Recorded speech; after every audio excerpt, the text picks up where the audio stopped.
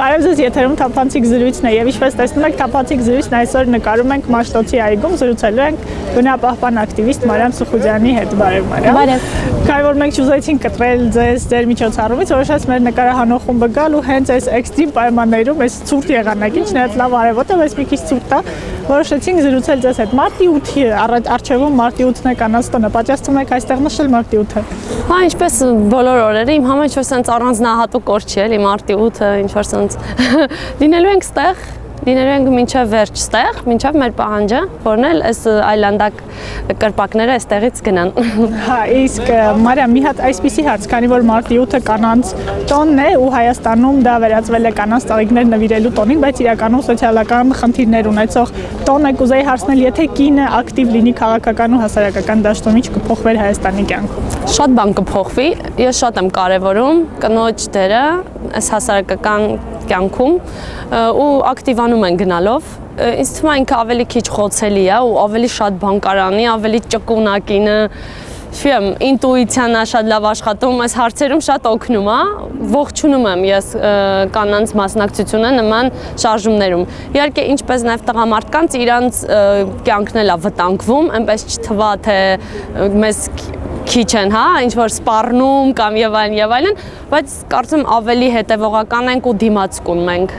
Պաստոր կանանց մասնակցությունը ավելի խրախուսելի է։ Խրախուսելի է, ինչ խոսք, շատ։ Օրինակ նույն Մաշտոցի պուրակի այս շարժման մեջ շատ կանայք են գալի իրենց երեխաներով։ Երեք էլ նման դեպք գրանցվեց, երեխան անցել էր իրենց այս պետական գույքը, որը որ շին հրապարակն է պաշտպանում, այն կողմ սահմանից, ձնագնդիներով բուտիկներն են խփում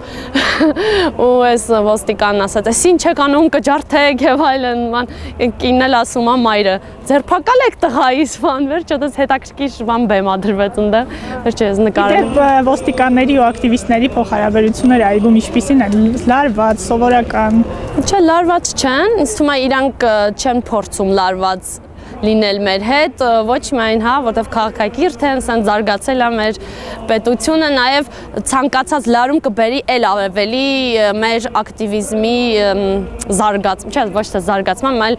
հզորացման, շարժման։ Հզորացման, ավելի կհրապարակայինանա այս հարցը, հա, իսկ քիչ լարում, քիչ բախումներ, հա, այդ ամեն ինչը ավելի ոնց որ իրանք այդ քաղաքականություն են որդեգրել, մարեցներ, լարում չլինի, սրություն չլինի, դրա համար առավելագույնս իրանք պահպանում են այդ նորմերը, որ մեր հետ բախումների չգնան։ Արդյոք ես այդպես եմ գնահատում։ Արդյոք շարժումը մարեցնելու նպատակ է հետապնդում այս պահին շինարարության դադարեցումը եւ ըստ էության պասիվությունը ներկայացուցիչ։ Այո, ես այդպես եմ գնահատում, որովհետև հիմա շատ եք չէ, տեսել մի քանի անգամ հայտարարությամբ է հանդես գալի վարչապետը, Տարոն Մարգարյանը կամ ինչ-որ այլ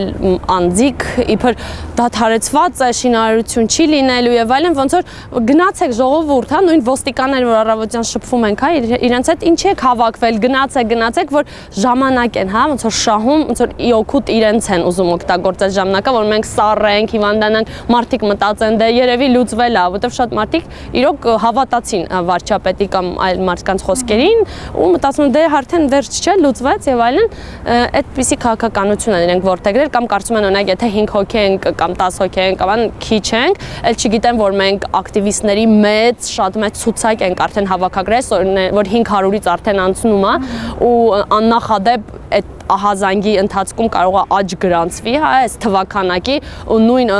այդ մարտական ոճով լինենք ստեղ ոնց որ եղել են այն ժամանակ, այն մի քանի իրենց կողմից գրոհումների ժամանակ եւ եկան մեզ բռնի ուժով հանեցին իրանց ասած տաղավարից։ Վերջը ուզում եմ ասեմ շարժումը մենք օգտագործելու ենք ու ժամանակը ի նպաստ մեզ ու շատ շուտով քայլեր կձեռնարկենք, չենք թողի որ սենց ուղղակի սպասողական դերում, այլ մենք ոնց որ ժամկետ կդնենք, եթե իրանք չսկսեն ապամոնտաժումը, մենակ չենք ասում դադարեցրեք, որ իրանք ասեն դե արդեն դադարեցրել ենք, իբր սարքել վերջացրել ենք, մեր նպատակը ոչ միայն դադարեցնել, այլ ապամոնտաժելը հեռացնել ուղղակի այս ամեն ինչը ստեղից մենք ենք սկսել։ Այգին այգու տեսքի վերադարձնել։ Մարիամ, իսկ ինչով է պայմանավորված հասարակության ակտիվությունը։ Այ նախկինում էլ լինում էին միջոցառումներ, բայց հասարակության արձագանքը այս կերպ ակտիվ չէր։ Այ հիմա ինչով է պայմանավորված, որ արդեն 500 ակտիվիստ ունեք ցուցակագրած ու էլի մարդիկ գնալով ավելանում են։ Ըստ ձեզ ինչն է խթանը։ Ինձ թվում է քաղաքացիական զարթոնքով, ինչ խոսք այդ գրանցվում է։ Նաև բնապահպանական խնդիրներով են, որ ասեն հերիք արդեն տունս եք մտել, արդեն ինձ եք հանքարդյունաբերում կամ այսինքն մոտավորապես այդ բաժակն էլ է լցվել։ Դա էլ է ստիպում, որ մարդ ուղղակի ոնց որ առաջինը դու իմանում ես ինֆորմացիա, երկրորդը դու դեպրեսիվանում ես դրանից, ապաթիայի մեջ ես ընկնում, բայց երրորդ քայլդ որ պետքա մի բան անես, որ դուրս գաս տեղից, ուղղակի անհնար է տենց ապրել, հա, այդ ինֆորմացիայով ու դրա համար պետքա գործողության գնաս։ Դե մեր գործողությունները տեսնում եք, շատ ենք փորձել նույն հոդվածներով, դատարան մտնելով եւ այլն, տեսել ենք, որ շատ կարեւոր է մարդու ֆիզիկական ներկայությունը ու իր հենց գնալ այդ դեպքի վեր թույլ չտալ կենթանի պարիսպով թե այլ կերպ, որ չկատարվի շինարարություն, հեք չսարքեն, ինչպես եղավ թրջկանում եւ այլն եւ այլն։ Այսինքն մարդը ինքը իր գոյությունը պետք է արդեն ոչ միայն հոգեպես ձեր հետ է, այլև ֆիզիկապես մարդու կարիք ունենք մենք, այսպես ասած, ու ինձ թվում է այդ արդեն մարդկանց մոտ գրանցվում է, նաեւ այս փոքրիկ հաղթանակները, որ ունեցանք, ինչ-որ կերպ ոգեշնչեց սա մարդկանց, որ կարող է մարդ տեր կանգնի իր իրավունքներին, իր բնությանը, դա էր նաեւ զարթոնքի պատճառը։ Մարիամ, դուք հիմնականում խոսափում եք քաղաքականացնել շարժումը, նշելով, որ այն քաղաքականության հետ կապ չունի, բայց ուզում եմ նման մի հարց տալ։ 88-ին էլ շարժումը Հայաստանում սկսեց բնապահպանական խնդիրներից։ Ինչ է կարծում հնարավոր է, որ բնապահպանական զարթոնքը ի վերջո վերածվի քաղաքացիական ու քաղաքական փոփոխությունների։ Հա, այդ ինչ խոսք դա այդպես է լինելու է։ Ես ոչ թե խուսափում եմ, այլ ես խուսափում եմ կուսակցականացնել։ Ես միշտ այդ եմ ասում, որովհետև այստեղ հիմքը, կորիզը այդ չի։ Մենք չենք ձգտում ինչ որ մի լիդերի բերել իշխանության, մենք չենք ձգտում ինքներս գնալ դրան։ Չնայած մեզ ասում են ինչի՞ չէ, դուք էլ եղեք, կարող է եւ